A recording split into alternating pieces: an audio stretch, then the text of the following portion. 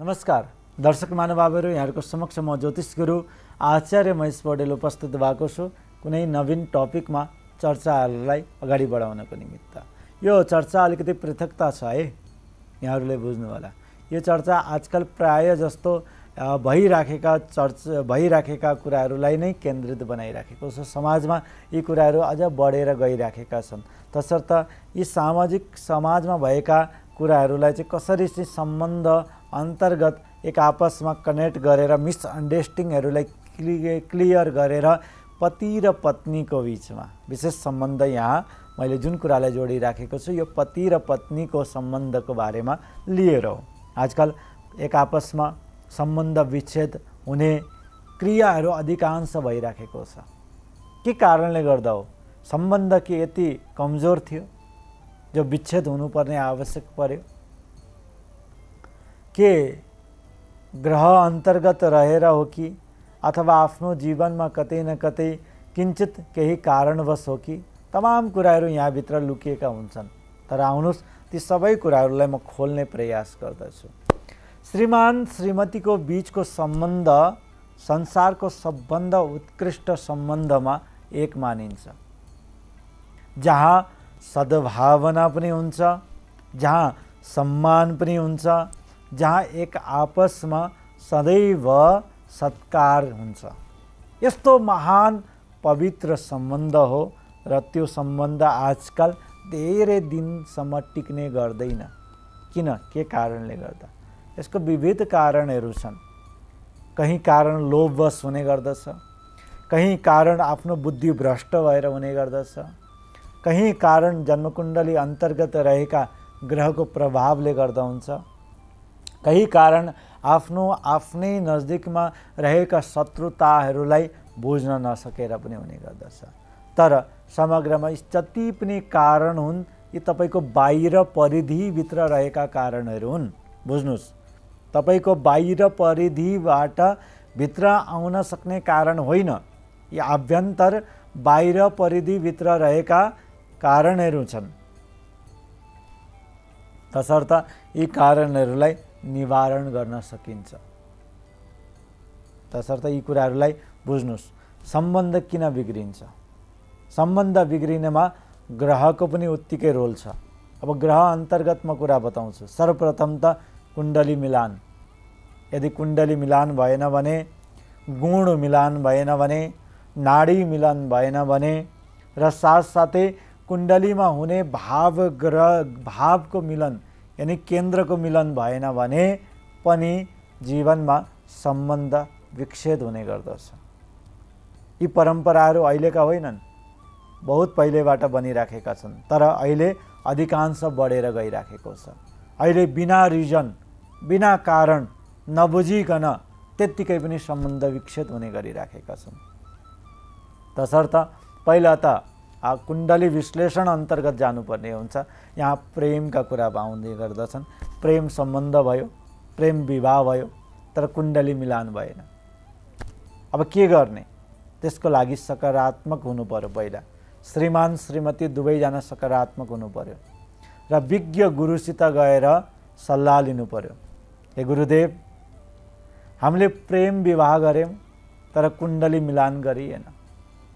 के हाम्रो कुण्डली अन्तर्गत कहीँ विच्छेदकारक ग्रहहरू एक आपसमा बसिराखेका छन् या विच्छेदात्मक ग्रहहरू हावी भइराखेका छन् या आउने भविष्यमा कतै न कतै कुण्डली मिलान नभएको कारणले गर्दाखेरि हाम्रो जीवनमा कहीँ यस्ता धागाहरू टुट्ने सम्भावना त छैन? यदि छ भने हामीलाई त्यसको उपाय अहिले नै बताइदिनुहोस्। यो हो समझदारी। यो हो समझदारीको पहिलो लक्षण। यो हो सम्बन्ध, यो हो सद्भावना, यो हो विवाहको प्रथम सूत्र। यहाँबाट तपाईको सम्बन्धलाई बलियो बनाइन्छ। हेर्नुहोस्, सम्बन्ध बलियो हुन्छ। अब कुनै पनि हावाहुरी, संसारको जति पनि ठुलै हावाहुरी आओस्, संसारको भयानक तुफान किन नआओस्, तपाईको सम्बन्धलाई दरार पनि पार्न सक्दैन। किन भन्दा तपाईँ दुईजना पोजिटिभ हुनुभयो। अब यहाँ कहाँ कुरा बिग्रिन्छ? कुरा त्यहाँ बिग्रिन्छ तेरो कुण्डलीमा यस्तो छ। तेरो ग्रह यस्तो छ, त यस्तै छिस् अथवा त यस्तो छस्, त्यहाँ कुरा बिग्रिन्छ। एक आपसमा आरोप लगाउनाले, एक आपसमा सद्भावना कमी हुनाले यी कुराहरू बिग्रिने गर्दछ, यी कुराहरू बिग्रिने गर्दछन्। किन भन्दा ग्रहको प्रभाव पनि त्यस्तै बन्ने गर्दछ। बुद्धिमा आएर विपरीत ग्रह बास बस्यो भने अनि त्यहाँबाट पतिले पत्नीमाथि औँला ठडाउने अनि त्यहाँबाट चाहिँ पत्नीले पतिमाथि औँला ठडाउने या औँला देखाउने बन्ने गर्दछ। यदि तपाईँ पहिले क्लियर हुनुहोस्, चिना लिएर जानुहोस् र त्यसको सरल विधि सोध्नुहोस्। गुरु, कुन विधि गर्नाले हाम्रो एक आपसमा प्रेम र सद्भावना र सम्मान सधैँभरि हामी दुईजनाको बरकरार बनिराखोस्, यी उपाय केही छन् भने भनिदिनु होला। गुरुसित गएर चाहिँ तपाईँले आफ्नो कुण्डली खोलेर चाहिँ तपाईँ गुरुको अगाडि भन्दा पनि ज्योतिष शास्त्रको अगाडि समर्पित हुनुहोस्। गुरु आज छ, भोलि छैन, कुनै गुरुको ठेगाना हुँदैन।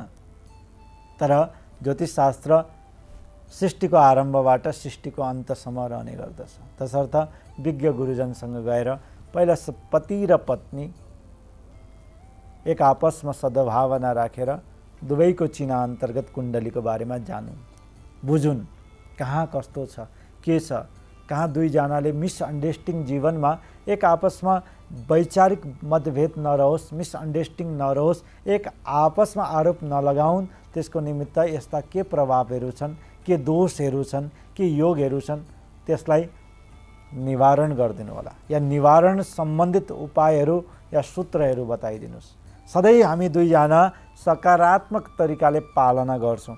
यदि यो कुरा जीवनमा रह्यो भने कुनै पनि सम्बन्ध बिग्रिँदैन। सम्बन्ध बिगार्ने पनि आफै हो, याद गर्नुहोस्। बुद्धिमा नराम्रो ग्रहको बास र प्रभाव र योगका प्रभाव पर्यो भने यस्ता क्रियाकलापहरू आउने गर्दछन्। कहीँ सम्बन्ध बिग्रेपछि अनि त्यहाँबाट तत्काल लिएका डिसिजनले गर्दा फेरि 2-3 वर्षपछि पछुताएर फेरि एक आपसमा मिल्न कोसिस गर्छन्, तर मिल्न सक्दैनन्, गाह्रो हुन्छ। कहीँ समाजले स्वीकृत गर्दैन, कहीँ परिवारले स्वीकार गर्दैनन्, यस्ता स्थितिहरू हुने गर्दछन्। तर यही कहाँ हाम्रो अहङ्कारले हाम्रो विचार नपुर्याएर हामीले गरेका कुराबाट बिग्रिन सक्छ। तसर्थ सर्वप्रथम त ग्रह नै इन्भल्भ हुने गर्दछ। तर ग्रह इन्भल्भ हुन्छैमा ग्रहलाई बुझ्न सकिएन भने चाहिँ फेरि बुद्धि के को कारक हो? बुद्धि त ज्ञानको कारक हो नि त, बुझ्ने हो नि त। कहाँ गलत र कहाँ सही भन्ने कुरालाई जान्ने प्रयास गरौँ, बुझ्ने प्रयास गरौँ, पद्धतिलाई सत्कार गरेर बुझ्ने प्रयास गर्यो भने हामी आफ्नो जीवनमा माधुर्यता ल्याउन सकिन्छ।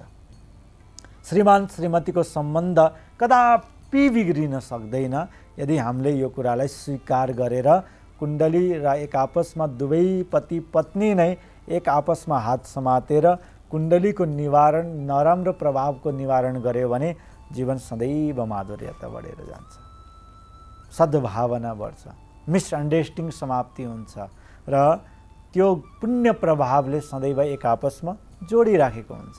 तर आउनुहोस्, त्यसको साथसाथै म अर्को कुरा बताउँ। अब यी त कुरा रहे, तर जसको बिग्रिन लागिसकेको छ, कहीँ मेसोमेलो केही मिलेको छैन, तर सम्बन्धमा सदैव मिठास बनिराखोस्, श्रीमान श्रीमतीको बिचमा झगडा नरहोस्, मिसअन्डरस्ट्यान्डिङ क्लियर होस्, सदैव एक आपसमा सद्भावना होस्, यसको उपाय पनि म बताउँछु।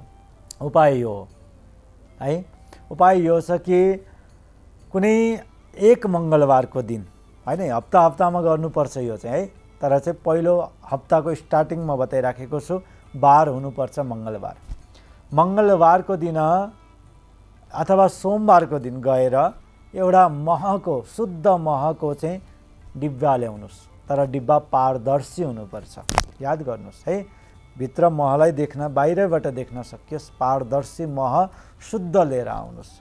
त्यसलाई मङ्गलबारको दिन स्नान गरेर गणेश पूजन गरे पश्चात त्यो महको डिब्बालाई मजबुत तरिकाले ढक्न बाँधिदिने है, र त्यो बाँध्नुभन्दा पूर्व, ढक्कन बाँच्नुभन्दा पूर्व श्रीमान श्रीमतीको नाम लेख्नुपर्ने हुन्छ है।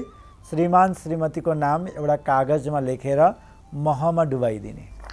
र ढक्कन लगाइदिने र त्यो महलाई आफ्नो रुमको उत्तर भागमा, उत्तर दिशामा कुनै टेबलमा सुरक्षित राखिदिने। ख्याल गर्नुहोस्, अब त्यो महको डिब्बालाई यहाँले चाहिँ मिन्स भएको बेलामा छुनु हुँदैन, बालबालिकाहरूले छोइराख्नु हुँदैन, कसैले त्यसलाई खसाल्नु हुँदैन, गिराउनु हुँदैन र बेडभन्दा टाढा राख्नुपर्छ, बेडको नजिक हुनु हुँदैन। त्यो महलाई किञ्चित टेबलमा अथवा अलिकति उचाइमा केही चिजमा राखिदिनुहोस्। 1 हप्ता पुरा भए पश्चात त्यो महको ढक्कन खोलेर मङ्गलबारको दिन कुनै शिवको मन्दिरमा जाने र शिवको मन्दिरमा गएर बाहिरीय शिवलिङ्ग, भगवान शङ्करको स्वरूप शिवलिङ्गमा गएर कामना गरेर श्रीमान श्रीमतीको बिचमा सदैव माधुर्यता बनोस् हे परमात्मा भनेर त्यो महको डिब्बाबाट भगवान शिवजीलाई मह अर्पण गर्ने र मह अर्पण गरे पश्चात शुद्ध जल पनि भगवानमाथि चढाएर अनि भगवानलाई सफा पार्ने। सफा पारे पश्चात थोरै चन्दन श्वेत पुष्पद्वारा भगवानको पूजा गर्नुभयो र यो विधिलाई प्रत्येक हप्ता लगातार 3 महिनासम्म गर्नुभयो भने जस्तो सुकै झगडा पति पत्नीको बिचमा बनेको हो त्यो सबै झगडा बन्द भएर सम्बन्ध मधु यानी महको समान मिठासमा परिवर्तन भएर जान्छ र सम्बन्धमा एक आपसमा मिसअन्डरस्ट्यान्डिङ क्लियर हुन्छ र जहाँ सम्बन्ध विच्छेद हुने कुराहरू चलिराखेका छन् भने पनि लगभग 2 हप्तामा सम्बन्ध विच्छेदका कुराहरू समाप्ति भएर मिलनका कुरामा परिणत भइदिन्छन्। यति यो प्र्याक्टिकल गरेको चिज हो। यसलाई विशेष शुद्धता ध्यान दिनुपर्ने हुन्छ। शुद्धता है, शुद्धतामा कुनै क्रियाकलापहरू या बाहिरका कुराहरू चिजबाट त छुइनु हुँदैन। त्यो मधु अथवा त्यो महको डिब्बा बिल्कुल सुरक्षित तरिकाले चाहिँ रहनुपर्ने हुन्छ। यावत कुराहरूलाई यहाँले विशेष ध्यान दिनुभयो भने सम्बन्धमा माधुर्यता अवश्य आउने गर्दछ। र साथसाथै श्रीमान श्रीमतीले उमा र भगवान शङ्करको स्वरूप भएका मूर्ति या फोटो या उसमा स्मरण गरेर उमा महेश्वर भगवानको पूजन गर्यो भने पनि दाम्पत्य हो सुखवर्धनम, दाम्पत्य जीवनमा सुखमा अभिवृद्धि भएर जाने गर्दछ। सम्बन्ध सुदृढ हुन्छ, मजबुत हुन्छ र एक आपसमा मिसअन्डरस्ट्यान्डिङ रहँदैन र जीवनलाई अमूल्यतामा परिणत गरेर चारैतिरको वातावरण मधुको समान यानी सुगन्धीय बन्ने गर्दछ। यो सम्बन्धित अर्को पनि उपाय छन्, तर यही नै उपाय विशेष कारगर छ। अन्य उपाय पनि छन्, म अर्को कुनै एपिसोड अन्तर्गत यहाँहरूको समक्ष जोड्ने प्रयास गर्दछु। दर्शक महानुभावहरू, यहाँले पनि आफ्नो सम्बन्धमा कतै यस्तो खटास आएको छ भने यो उपाय गरेर हेर्नुहोस्, जीवनमा माधुर्यता अवश्य छाउनेछ। यति भन्दै यहाँहरूको समक्षबाट म ज्योतिष गुरु आचार्य महेश पौडेल बिदा लिन्छु। जय श्री राम।